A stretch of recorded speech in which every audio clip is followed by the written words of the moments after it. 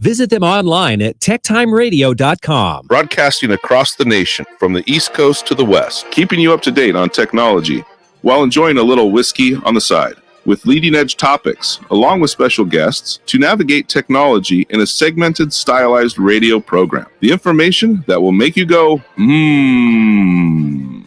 Pull up a seat, raise a glass with our hosts as we spend the next hour talking about technology for the common person. Welcome to TechTime Radio with Nathan Mumm. Welcome to Tech Time with Nathan Mumm, the show that makes you go, Technology News of the Week, the show for the everyday person talking about technology, broadcasting across the nation with insightful segments on subjects weeks ahead of the mainstream media. We welcome our radio audience of 35 million listeners to an hour of insightful technology news. I'm Nathan Mumm, your host and technologist with over 30 years of technology expertise, and our co-host Mike Roday is in studio.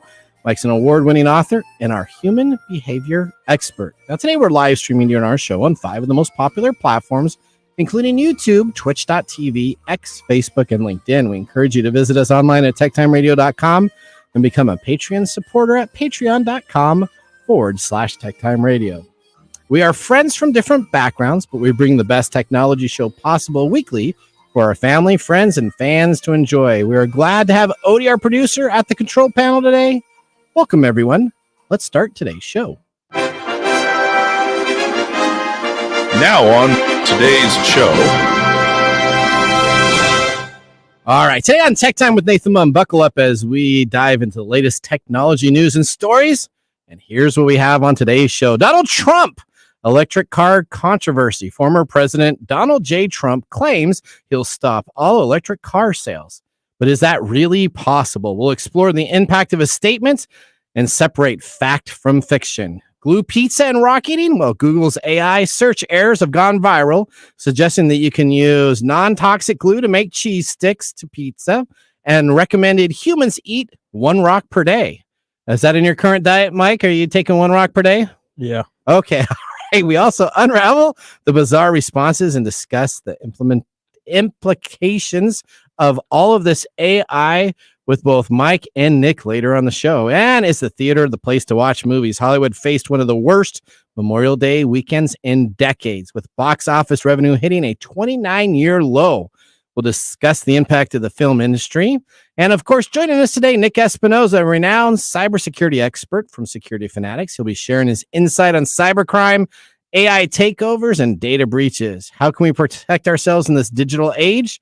And is the internet falling apart? Nick has some thoughts on all these and more. Now, remember, Tech Time Radio airs live on Kixie 880 AM, Seattle, Tuesday at 3 p.m. Pacific time. And don't miss our Tech Talk witty banner and expert insights with a little whiskey on the side. Listen live or catch our latest episode on Tech Time's radio YouTube channel or tune in. In addition, we have, of course, our standard features, Mike's mesmerizing moment, our technology fail of the week, and a possible Nathan Nugget. But, of course, our pick of the day, whiskey tastings, to see if our selected whiskey, okay, our selected whiskey. Have you pre-tasted this one already? Oh, this is some good stuff. Some selected whiskey. Doesn't sound like it. That's called a Freudian slip there, buddy. You get 0, 1, or 2 thumbs up at the end of the show. But now, everyone, let's sit back and get ready for the latest headlines in the world of technology.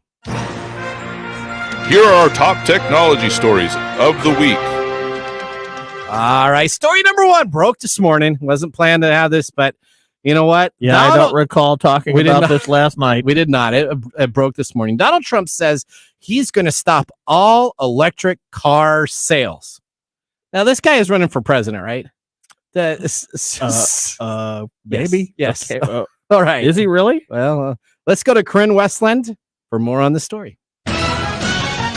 Former United States President Donald J. Trump is campaigning for re-election this fall by taking shots at the increasingly popular electric car industry.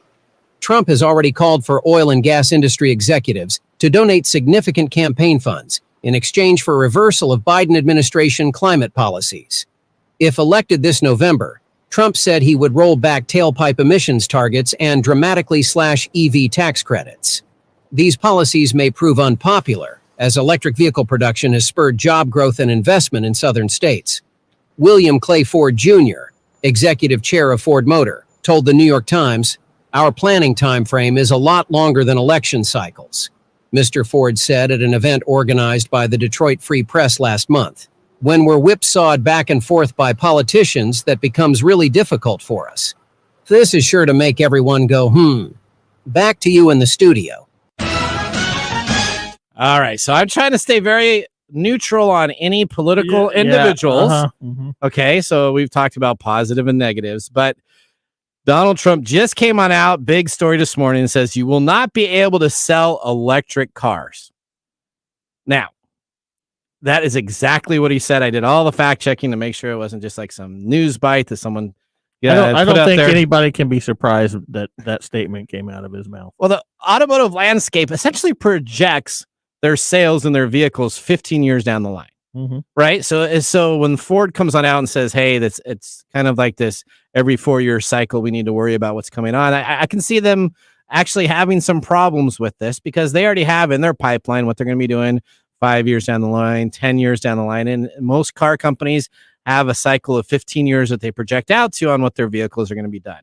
Now, there is some issues that we've talked about quite a bit on our show regarding battery lithium mining and how that's going versus some of the wastes that are from traditional oil. We talked quite a bit about the pluses and minuses of the electric car industry. But can you make a blanket statement that as the president of the United States, you can stop that? I don't think so. I don't think so either. And there's billions of dollars invested on books for automakers with charging companies. They're putting up national charging stations across the nations. Is that a good idea? Maybe not. Maybe that money could be spent someplace else. Well, but in order to have an electric car infrastructure, you have to have the ability to support that, right? Yep. So you're going to need to have charging stations. They have these in Europe all over everywhere. Yes. And one of the problems with Americans is that we don't really understand how small Europe is. Correct. So, it when you take that and look at our geographical region, it makes it for a little bit more difficult situation. Especially if I have a lot of friends that I know specifically that work in the long haul trucking industry, and I've actually sat with them, and they said that Gwen's husband. Remember, we had Gwen's husband, Gwen Way, who's on our show. This isn't going to be used for long haul trucking because it's impossible. Because you have to charge the charging time. To charge your car back up again, it was much longer than it costs for you to fill up. Yeah, the logistics of it just doesn't make sense. And so, totally get that we're not ready to say electrical vehicles are going to replace all gasoline or diesel producing vehicles in the United States. And maybe it's probably going to be a hybrid of both electric cars and traditional cars for quite a foreseeable future. But to just come on out with a blanket statement like that's not a good idea. And I think that's kind of not using technology at its best core of how we can improve what we have, and instead of just going back to what we had previously. Yeah, well, he's not known for not making statements like this. He makes blanket statements quite a bit. So he does.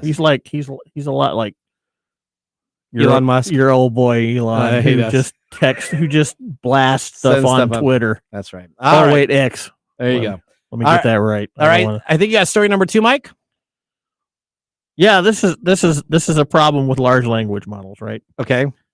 Google AI just released it's not released completely. They're doing a limited release in Europe right now for their new AI search engine called AI Overview, right? Okay. And that is a large language model. If I'm not correct. Okay, good.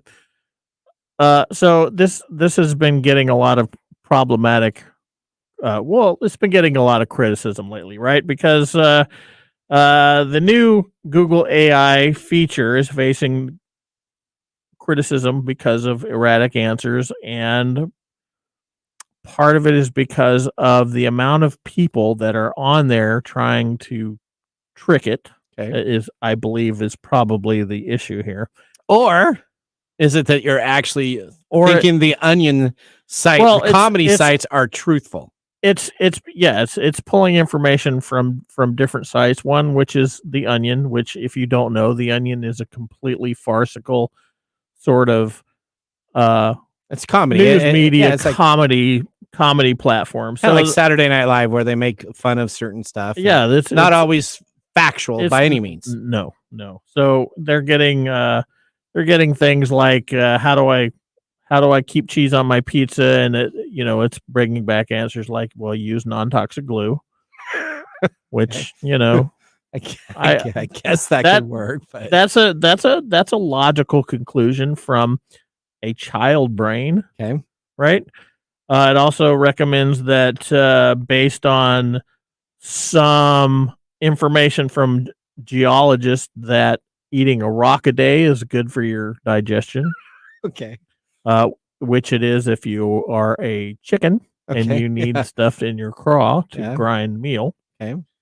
Google spokesperson, of course, told BBC, this is all occurring overseas, right? Told BBC that these were isolated examples. These answers appeared to be based on Reddit comments or articles written. Yeah, Reddit is like the best place. I mean, that's the bulletin board service. You should get your news or your information from Reddit, a subreddit, and join. It's just like an old bulletin board service. We can post right. It's an old bulletin board. So and you can see these screenshots, man. This stuff can make you laugh for hours. Yeah, well, Google insisted the feature was generally working well, and that the vast majority of AI overviews provide high quality information with links to dig deeper on the web. And we've talked about this many times about, can you trust these things, and if trust is necessary for these things to work. In February, though, it was forced to pause its chatbot Gemini, which was criticized for its woke responses. Yep. Google then began trialing AI overviews and search results for the small number of logged in UK users in April, but launched the feature to all US users at its annual developer showcase in mid-May. Wade through pages of search engine results and the adverse to find information if a chatbot can give you a single definitive answer, but this only works if you can trust it. See, there it is. So-called, and I have a problem with this term, so-called hallucinations by generative AI tools are not just a problem for Google, but as the world's largest search engine, it gets more scrutiny. In one baffling example, a reporter Googling whether or not they should use gasoline to cook spaghetti faster was told, no, but you can use gasoline to make a spicy spaghetti dish, and then it spit out a recipe for that. So we don't know how many searches it gets right, but these are the things that we key in on as human beings. The AI clearly needs some more tweaking here. It does. So, I mean, well, the same with the AI generated photos. Nothing's better. I sent out my New Year's photo and I asked my AI. I have one that I can tell you about off the air that is hilarious. Okay. Because we had a guy do a generative AI picture for something. Yeah. And it came up with some really interesting features in that. So I'll tell you about that offline. It's not on air. It's not on air. Appropriate. NSF. Basically. All right. Okay. All right. There we go. So yeah, these are this is the problem with, and we're going to have to ask Nick this specifically. Is this why he's worried about the internet? Because essentially what's happening is people are starting to use these search bots instead of the old Google search, which you knew maybe it would be good or maybe it wouldn't be good. I have an admission. I have to admit something. What's that? I have actually been using Bing's ChatGPT 4.0. Well, it's Copilot, right? Yep, it's called Copilot. But it uses I have been GPT using 4.0. that more and more to get information because Google has been not able to give me the information that I need. Yeah. And that Bing is my homepage. Now, I'm not saying that I'm a convert here, but I'm saying that using the Copilot has been very helpful to get answers to questions that I can follow up on later. Okay. Because I'm querying Google for things, and it just can't keep up with the answers that I'm looking for, whereas this does get you down the right path. Right. That's right. The problem is, as human beings, is that we tend to... We can't just believe it, though. Just like you don't believe everything you believe on the internet, right? Yeah, so when you search the internet, not everything that pops up on a search is true. Out the window, though. But we tend to believe stuff. People are throwing that out. People are ridiculous. So they're like, oh, well, I saw it on the chatbot, so it must be true. Well, no, because I can post bad stuff on a website. Look at Bard. That's Google. This is a human behavior issue. There's now Gemini. They keep on changing the Oh, name. they keep changing. Yeah, the because name. they keep on sucking on what they're doing. Okay, well, if you guys don't want to know about What was that? this, Keep on going. Sorry, what was that? No, you Good guys tell. keep talking No, about go. Gemini and the names. Okay, It doesn't, go. it What doesn't was matter what I need to say. What is that? Go, Mike. I'm saying my issue here is that human beings have what's called a heuristic way of gathering information. That's one of the problems that we have, is that when we see information like this, we tend to believe it more than if somebody said it to me. Okay, there you go. Mm. All right, let's go to story number 3. Thank you, This is a meltdown at the movies. What's going on here? The movie box office is at its biggest low in nearly 30 years. Oh my word. Yeah. What's going on here? Well, Memorial Day is a big weekend for the box office. Not this weekend though. They made 128.3 million over the last 4 days with Furiosa. Furiosa, yeah. Furiosa, the prequel to the Mad Max movies, and the Garfield movie running neck and neck. Okay, those sound like really 2 movies I'm running out to watch tomorrow. No. Okay, all right, but okay, keep on going. But yeah, this is the lowest that it's been since 1995. And, you can blame COVID-19 because people don't really see a reason to go to the theater anymore. Yeah, so let's talk about a little bit of that. So I don't think my wife has not been back to a theater since COVID. COVID, I think, hit the movie industry harder than we expected. That's one of the biggest things that has not been able to bounce back, in my opinion. And you know what? I have just about as good a sound system at home. I don't have the. Yeah, we could all talk about how this is, but for there's a very, even if you have the sound system, even if you have the big screen TV, okay, even if you have the cheaper eatings, not $15 popcorn. I can you go still, pop it. yeah, you still get a very different experience in a movie theater. I agree. Yeah, In the words of AMC's Nicole Kidman, we make the movies here. Yeah, so but you don't get that at home. Okay, but you didn't come out with some good movies. There you go. we got a lot of B-rated movies coming on out right now. I agree. Well, so the Beekeeper is the last movie. Is that really your opinion? Yeah. Or is that fact? Well, I went outside the new Planet of the Apes. And you didn't like it. That's your opinion. I still haven't seen it. Okay. And I'm excited for it. Okay, Furiosa just came out. Yeah, so I don't know. I haven't watched it. I was at Planet of the Apes. I I came out to go to the restroom, and there are people walking out of the Furiosa movie saying this is the worst movie they've ever been at. And while the movie's really going not, on, yeah, but that's really not a scientific. Well, that's really not scientific evidence that this is. I didn't walk by Garfield. Probably would have been empty. I don't know. I heard Garfield was really bad too. I'm sure it was. Yeah.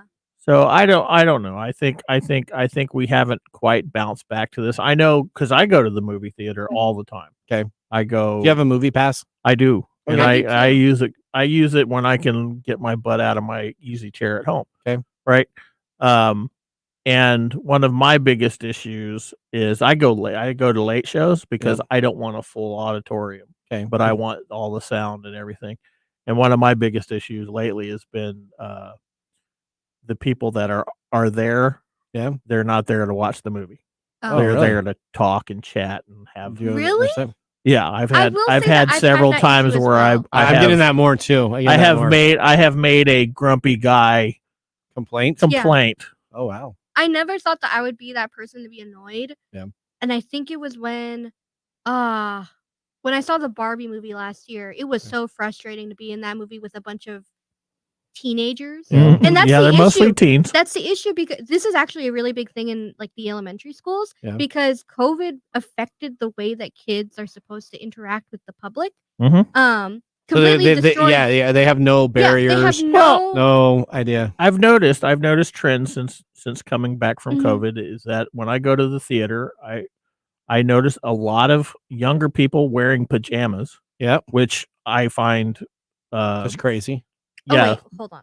That's a little nuts. Oh, for you me. do that? I do that. I don't think that's nuts. I go to be cozy. It's okay. There is still some public awareness that we need, and when I go and I see kids with their PJs and like teddy bears and stuff like that, hold on. that kind of concerns me. I don't do that. Okay, and then with them chatting and yakking throughout the movie, that. So the last good movie I've seen was The Beekeeper. That was actually like I didn't think it was going to be as good as it was, and it actually kind of peaked up. Most of the stuff I've seen, besides Well, did you see I saw Dune? Did No. you see Dune? You didn't No, see Dune? I didn't see Okay. Dune 2. No. Okay, so that was I think Now that, the King Kong movie I did see in the movie theater. Okay, that did was you good. like it? I liked That it was, a lot. and I hate hated reading it. anything in a movie. I hate subtitles, I but watched, that was so good. Okay. I watched King Kong X. Yep. Godzilla, right? That's Uh-huh. what it was. Yep. Yeah, I saw that. Yeah, That that was was good. pretty. It was a bad movie, But but I I- really enjoyed it. I think we just haven't gotten the speed up. Is yet Deadpool from- 3 going to save it? No, I okay, don't know You can say that. because Deadpool 3 should be very awesome. It should be. It should be. You can say that, but the same. What was it? When the last Spider-Man came out, what was it? Not Far From Homecoming. Home. No, not Homecoming. No, whatever the new one where they all Yeah, three were back. Where all three were back. That was astronomical for the box office. Those opening day numbers, insane. Yeah. And I am expecting that Deadpool 3 is going to do the same thing. I would. The theater did not kick back up after that. That's you true. know, That's the true. Well- Barbie movie. There was Barbenheimer, which you go see Barbie and then Yeah, Oppenheimer. That didn't kick up the movie. Barbenheimer. Yeah, That- Barbenheimer. That's funny. that was the trade. That All was right. the whole thing. No, I think because COVID really put a damper on that, and then also movies are quicker to the streaming services. So Yeah. we're taking they're Like Madam Web. My we're brother taking just it- bought we're the taking- Fall Guy. and I'm so I can watch guilty of this because a lot of times if I'm forced into a choice, I You're gonna will stay at home. probably take the streaming version Yeah. because then I don't have to get up and get dressed and get ready. And You can go stay in your out. pajamas at home. Yeah, where I'm supposed to be Okay. in my pajamas. Boo. All right. Okay. All right. Well, that ends our top technology stories of the week. When we return, we have Nick Espinosa from Security Fanatics. He's going to be joining us to discuss cybercrime, AI takeovers, and data breaches in our featured segment. You're listening to Tech Time with Nathan Mumm. We'll see you after this commercial break. This is Mark And Greg, for Copiers Northwest with a terrific offer. called Printer Care Plus. It's simple. Buy HP printer cartridges from Copiers Northwest and we'll service your current printers for free. That sounds too good to be true. It's made possible due to our HP Copiers Northwest relationship. Copiers Northwest is an HP Platinum partner. One of only two in the entire Northwest. And now with Printer Care Plus, Copiers Northwest will provide free printer service. as long as they purchase genuine HP cartridges from Copiers Northwest That's right. IT departments no longer have to service printers. or fix paper jams with Printer Care Plus. They can focus on more strategic initiatives. And let our experienced technicians keep their HP printers up and running. Sounds like a love-love relationship for IT departments. Don't get too carried away. So how do they get more details on Printer Care Plus? Call Copiers Northwest today, 206-282-1200, or visit copiersnw.com. Copiers Northwest. New ideas, new solutions.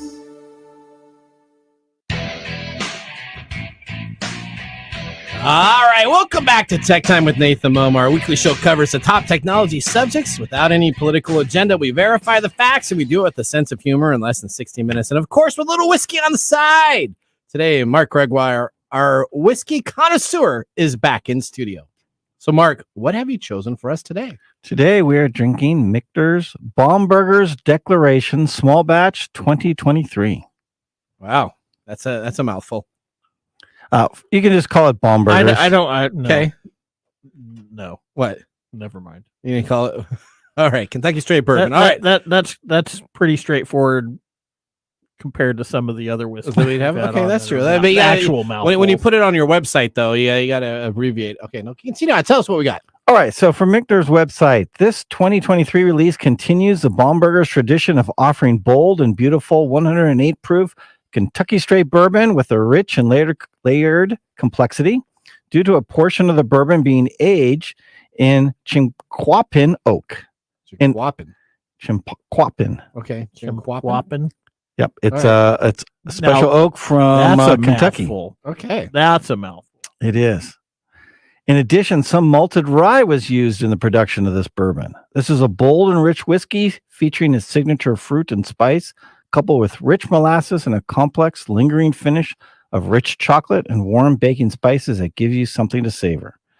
As we mentioned, this is from Michter's Distillery, which is bottled in Kentucky. Straight bourbon. It's non-age stated, 108 proof. It is 79% corn, 11% rye, 10% malted barley. At least that's what it's assumed to be. And the bottle is a hefty $175. Wow. $175. Yeah, certainly not going to appear on Nathan's show. That would be tough to get on my show. That would, unless you stole Is it. the 175 that's the secondary market, or is that the primary market? It's a primary market. What's the secondary market going on? Surprisingly, the secondary market is not that far off on that. They're about the same. Okay. Well, when it's up to that high, enjoying. I got some fruity notes out of it and a very savory finish. Oh, did almost bitter. Yeah, there was some bitterness to the finish. I haven't figured it out yet. Okay. All right. Well, What if that's the malted rye? That could be. Okay. I don't know. All I know is I like it.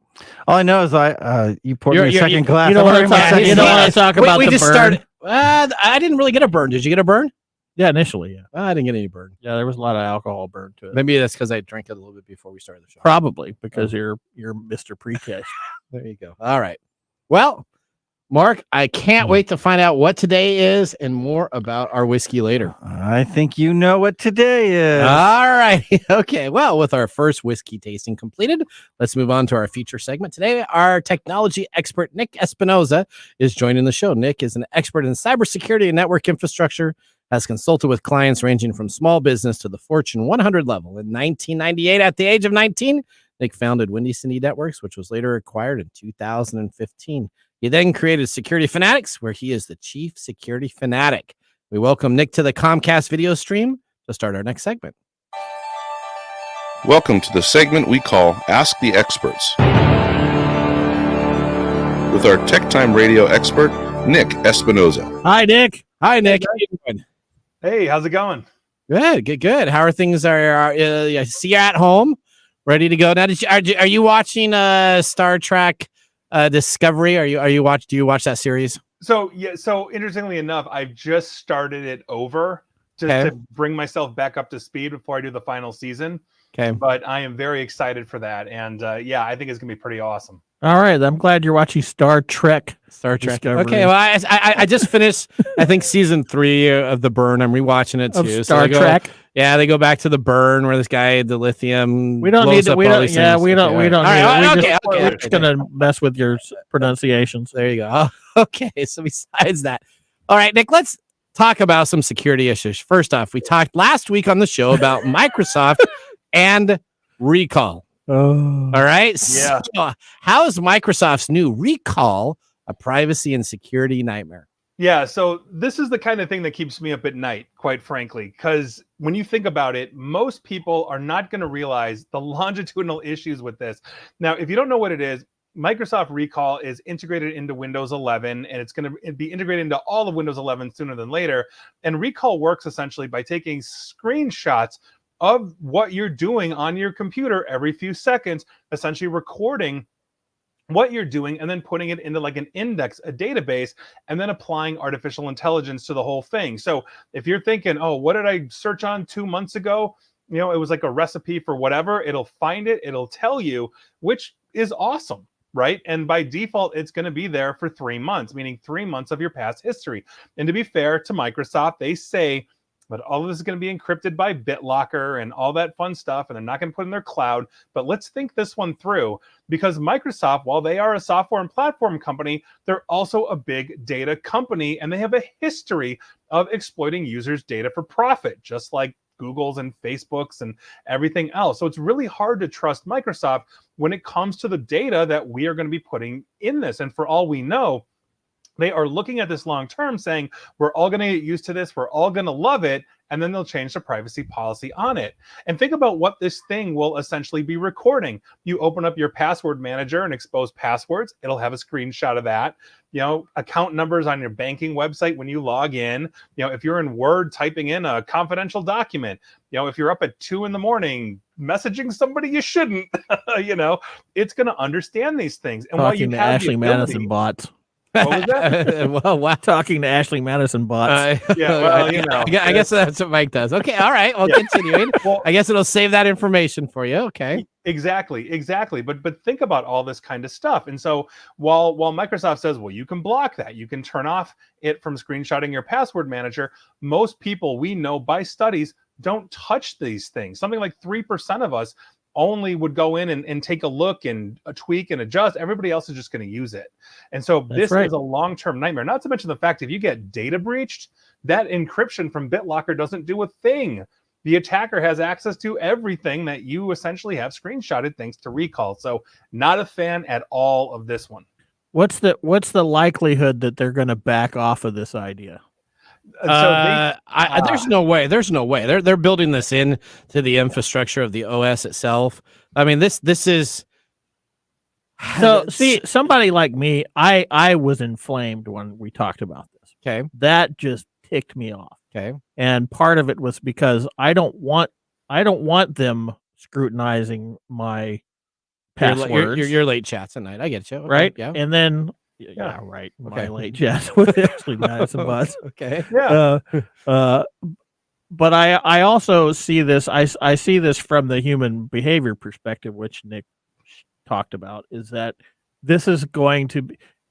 You said it very succinctly.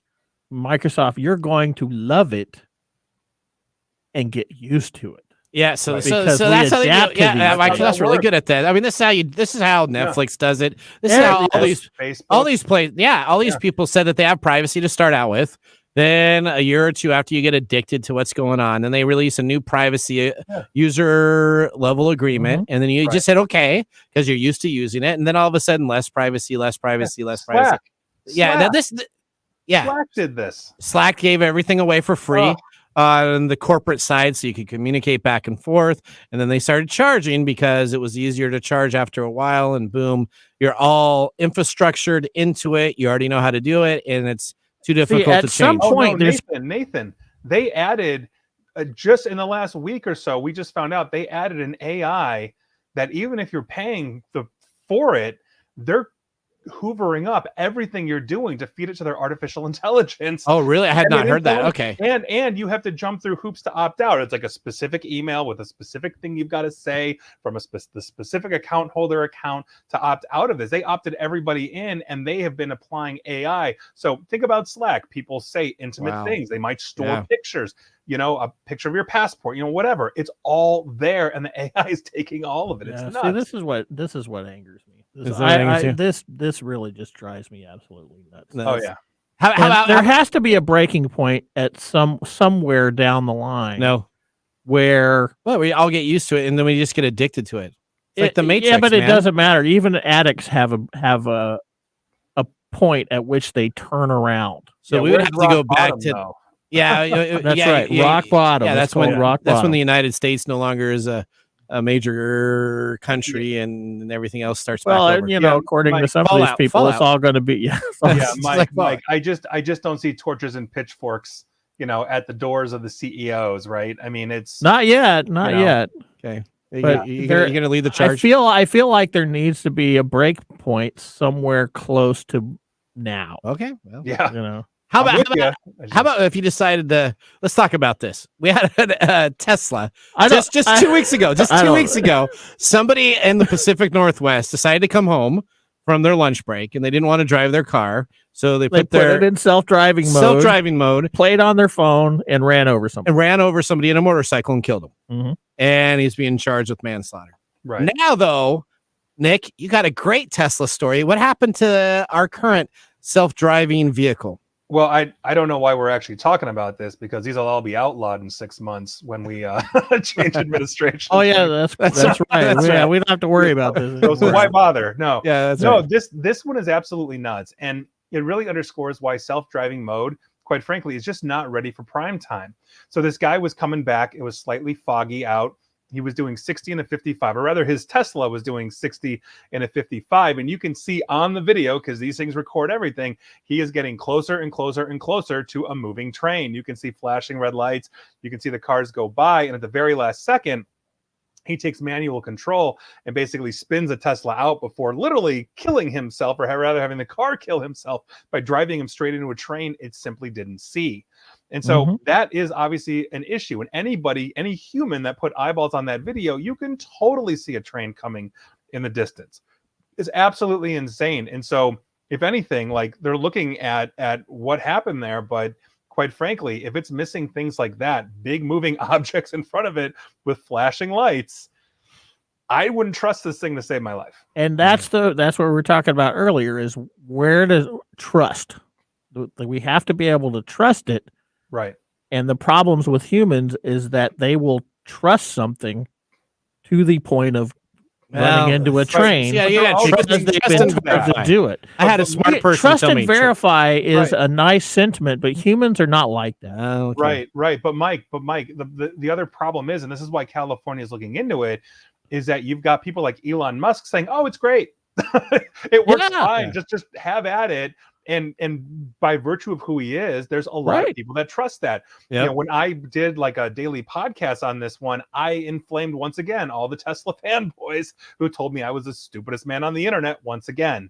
Every time I talk about Tesla, I always get flack for it. And so to that point, people are shutting themselves off because they have an expectation that this is already going to be perfect. I live in Chicago.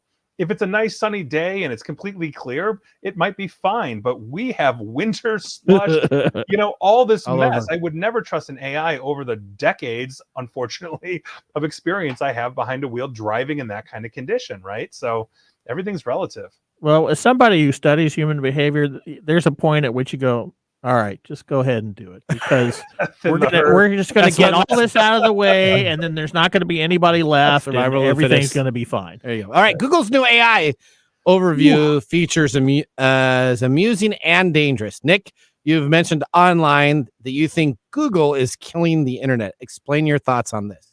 Yeah, well, so part of it is what you guys mentioned earlier. I mean, this is the big issue that I've got with this, is that Google in and of itself has been a standard. There is a certain, to get into Mike's realm, there's a certain level of trust that Google has created. And when you get Google results, over the years, it is what it is. Oh, that restaurant will be open on Memorial Day, right? Because Google tells you that it's true. And so when you have something that is spouting off things like, oh, how do I clean my dryer or my washing machine? Chlorine, bleach, and white vinegar together. Basically telling the user to make chlorine gas. Yeah. Like these are things that are actually happening to this. And that's a huge issue. Now, on top of it, we have another issue that's parallel to Google in the sense that we are essentially, the internet is disappearing. And according to Pew Research, 38% of all web pages that existed in 2013 are now gone. And it is happening faster and faster and faster. And the issue that we have here, I think, personally, is that one, we are consuming an enormous amount of space. If you think about it, every single day we are uploading 720,000 hours worth of content to YouTube, including right now. We are literally uploading content, to YouTube and Twitch and everywhere else that you're broadcasting. But that is an enormous amount of data. And so the speed of which they are trying to increase the drives, replace old ones with bigger ones, spin up data centers, I think is causing this issue. And so they are very fast now to take down pages. And obviously we abandoned things. You started a blog about your dog during the pandemic. You're probably not doing it now, and you probably got that taken off. But the issue here is that we are not going through and understanding really that we should be classifying the data for preservation, especially when you're looking at stats that show that something like 20% of now news links historically are gone. Meaning, oh, this was the reference to an issue 5-10 years ago. Yep. And that link no longer works. I don't care about the stupid TikTok videos being saved. I do care about the record of human existence and news on whatever it is. And so these are huge issues. And Google's contributing to this, quite frankly, by one, using this AI, and then two, just everybody's overlinking with these ads and everything. And you combine that with just the disappearance of websites, and we've got a real serious issue that we're not addressing. This is all for short-term consumerism. Yeah, so I have a friend that does, it's kind of like a bounty hunter, but he does social media type of stuff. He ended up going to, I think it was in Chicago, as a matter of fact, and he ended up buying all the microfish. You remember the microfish? Oh, yeah. The stuff that you used to have? Yeah, the fish. And so that was like on some type of auction site that was available, and he got like 100 years worth of data for a couple $100, And essentially, he's got a microfiche type of deal, and he can't find any of those articles anywhere online. He can't find any of those articles in archives anymore. Right. And so he literally now, and he's going to make a hobby of this. He's going to go try to find all this microfiche from all these locations and then index it and actually create historical records of this because there's none of that information available. You can't go to a library and find that anymore. Yeah, I mean, that's problematic because if we don't have an archive system, we also don't have a truth system. Yeah, we don't have a meaning there's no exactly. It becomes a problem with the truth, facts versus fiction, like the Civil War. If you don't have the Civil War all documented correctly, now all of a sudden this guy was horrible, and maybe in today's standard, that's the case. But back then, at the time, you have to understand the relationship. Yeah, but between what we're doing now is we're losing that footing now, right? And in 20 years. People are going to try and find things about what's been going, and they're not going to have a factual way of doing it. Right. So it starts in my world with data classification, understanding that which we should preserve just as a record of humanity. And again, it's not the stupid TikTok dance videos. We just need one of those, not 8 million, right? Yeah. But we should have every single news article that's come out, good, bad, or ugly, because that's who we are and that's who we've been. And if we start rewriting history because we can't have anything to verify it against, we end up with a longitudinal problem. And with the trust being lowered by Google with these ridiculous, hey, let's all eat rocks, results. I got a glue pizza. All right, Nick, thank you so much for coming on the show. It's always a pleasure to have you talking about cybersecurity. Where can people connect with you offline and find out more information about what you're talking about, especially all of those Tesla owners? Yeah. Well, please no Tesla owners unless you're cool. I'm really tired of it. But feel free to like, share, follow me, Facebook and Twitter, Nick A ESP. Subscribe to YouTube. I'm happy to hang out. All right. Thank you so much for being a part of our show, Nick. Bye, Nick. Thanks, guys. Have a good one. All right. You too. Well, that ends our Ask the Expert with Nick Espinosa. Up next, we have This Week in Technology. So now would be a great time to enjoy a little whiskey on the side, as we will be doing so during our break. You're listening to TechTime Radio with Nathan Mumm. See you in a few minutes. Join the fun and grab tickets to GeekFest West, the 3-day Geek Festival extravaganza of fun and entertainment that will take place on the third weekend in July. Learn more at geekfest.com. GeekFest will feature diverse activities, including a film festival, vendor hall, street fair, outdoor music festival, cosmic cosplay, and video game tournaments. Join us at GeekFest West, the ultimate celebration of geek culture. To learn more, visit geekfest.com. That is geekfest.com. And now, let's look back at this week in technology. All right, we're going to May 26, 1995. Bill Gates declares the internet the most important single development. Realizing his company had missed the boat in estimating the internet's impact and popularity, Microsoft corporate CEO Bill Gates issued a memo titled The Internet Tidal Wave, which signaled the company's renewed focus on that arena. In the memo, Gates declared that the internet was the most important single development since the IBM personal computer, a development that he was assigning the highest level of importance for Microsoft. This was then posted in the Micronews, Microsoft's internal newspaper, and put into everyone's mailbox slots for all the employees to read. Yours truly remembers reading this and thinking deeply about the internet. Yeah, I wonder how he feels about the internet dying. Well, there you go. Well, that was This Week in Technology. If you ever wanted to watch some Tech Time history with over 200 weekly broadcasts spanning 4+ years in video, podcasts, and blog information, you can visit us at techtimeradio.com to watch our older shows. We're going to take a commercial break. When we return, we have Mark's Mumble Whiskey Review. See you after this break. Hello, my name is Arthur, and my life's work is connecting people with coffee. Story Coffee is a small batch specialty coffee company that uses technology to connect people to each product resource, which allows farmers to unlock their economic freedom. Try our Medium Roast Founder Series coffee, which is an exotic bourbon variety that is smooth, fresh, and elegant at storycoffee.com. That's STORI coffee.com. Today you can get your first bag free when you subscribe at storycoffee.com with code TechTime. That's STORI coffee.com. The segment we've been waiting all week for. Mark's Whiskey Mumble.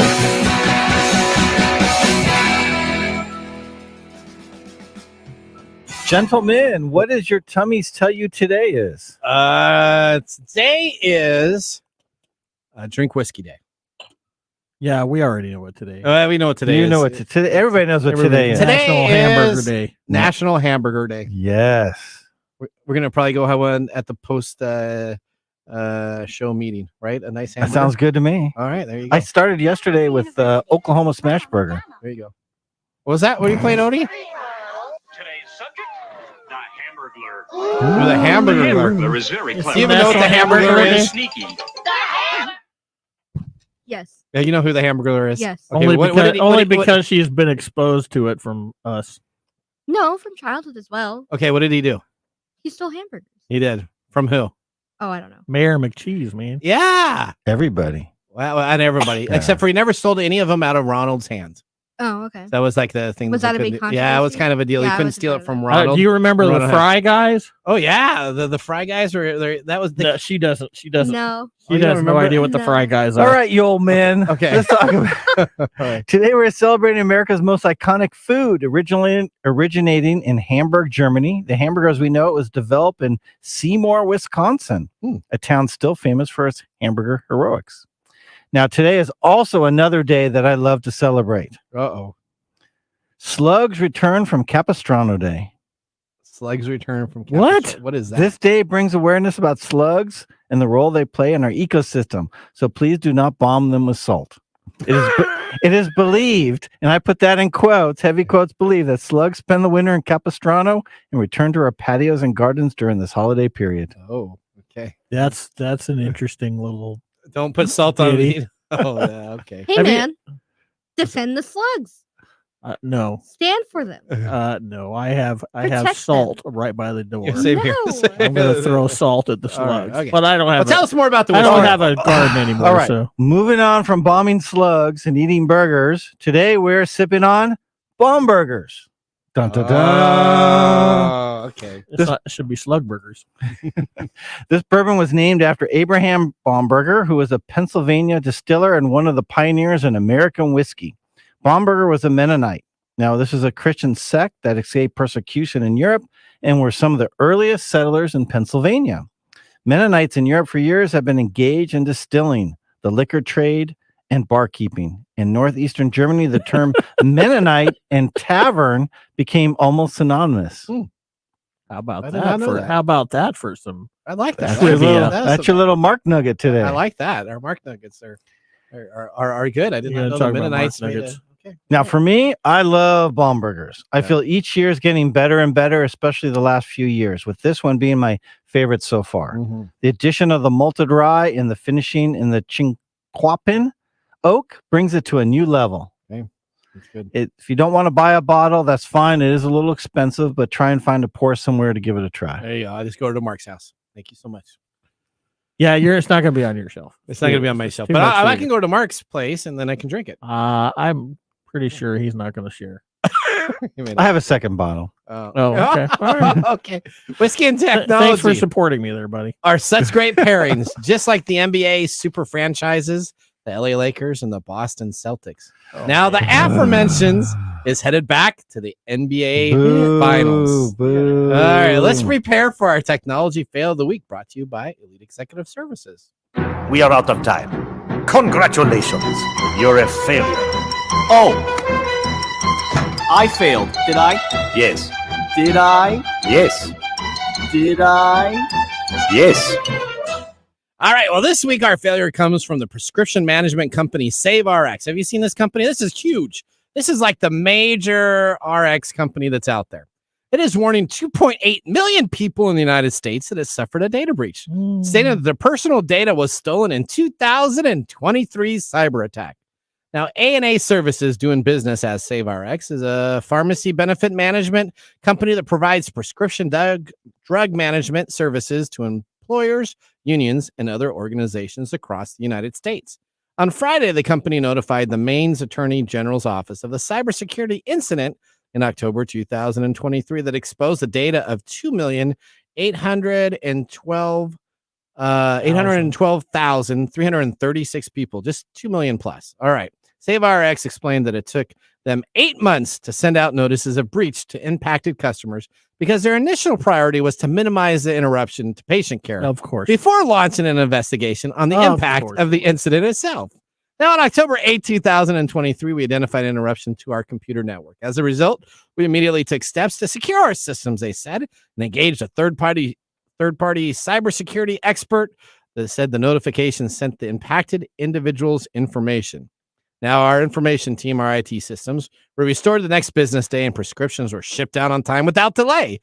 The impact of his business operation was kept to a minimum with no delays on the shipment, medical prescriptions, or pharmacy claims. But their systems did give out information that exposed for each individual their full name, date of birth, social security number, email address, physical address, phone number, eligibility data, and insurance identification number. How about that? Now, the company noted that it did not have sufficient contact information to notify some of these individuals, and in many cases, people are urged to confirm if they've been infected by calling 888-326-0815. That's 888-326-0815.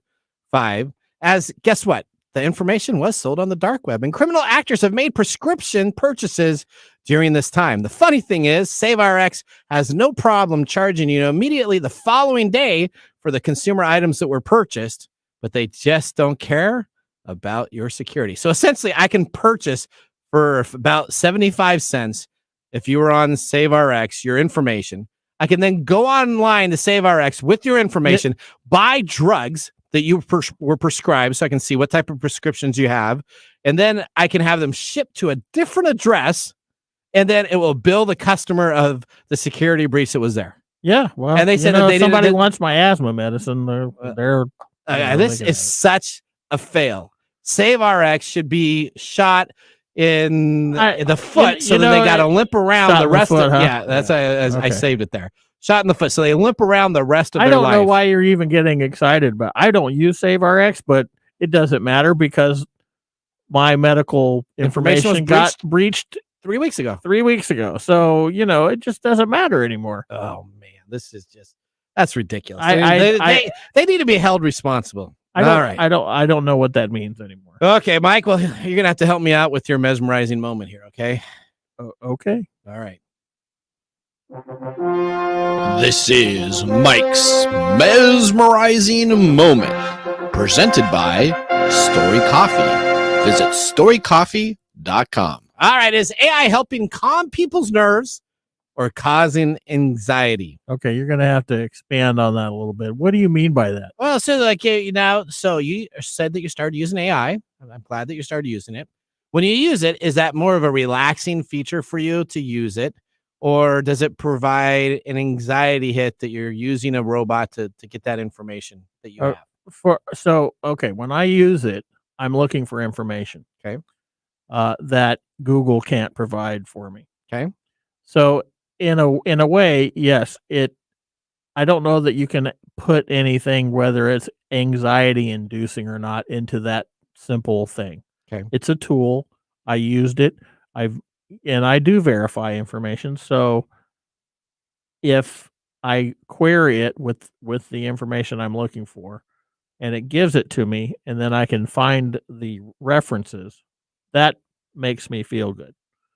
Okay. Overall, I think we are going to see a lot more anxiety as these types of things are rolled out more and more because of the consequences of using it with blind trust, and also because the amount of information that you're getting from it. So I get upset about the AI is I'll ask it a simple question like, I want to know if something happened on a certain date. Okay. And it won't just tell me no. It'll give me this whole big spiel about what is not in part of the query. Okay. So that drives me crazy. So, in that sense, I do like the too much. So I really like the Bing way that they've done it, where they give you the 1 or 2 or 3 resources, and then you can click on the page to go through that. I'm glad that they're giving me resources, but as we talked about with Nick, those resources are going away. Yep. So I think overall we're going to see that it's going to create more anxiety, in general. Yep. Because of the information overload. Okay. We are not designed for all this information that we're getting all the time. And it's a lot of information. And it's a lot of information. And it's And amazing. we are adapting. We are not adapting in healthy ways. We are maladapting to this behavior. And there's a certain way that you talk with the AI that's I'm now every time I look for something, I say in the voice of a lawyer or in the voice of a manager or in the voice of a layman. I use those type of deal to do anything I look at now on the web because the AI has taught me. Yeah, I regularly cuss it, Alexa. All right, we're going to do a Nathan Nugget, but we're not going to do a Nathan Nugget because I'm going to give you a tease on what's going to be on when Gwen's on the show, because she's going to be talking about this Kickstarter campaign for something that will help protect your home with a security camera and something else. So you're going to want to be here for gadgets and gear. We talked about it last night on the production show. What a funny thing. Although a little expensive, it'll be available for that. Well, we appreciate you guys joining the show today. We make the show for all of our fans to listen to and to be a part of. We thank you so much for listening to Tech Time Radio. And remember, the science of tomorrow starts. Thumbs up, thumbs down. Today. Thumbs up, thumbs up.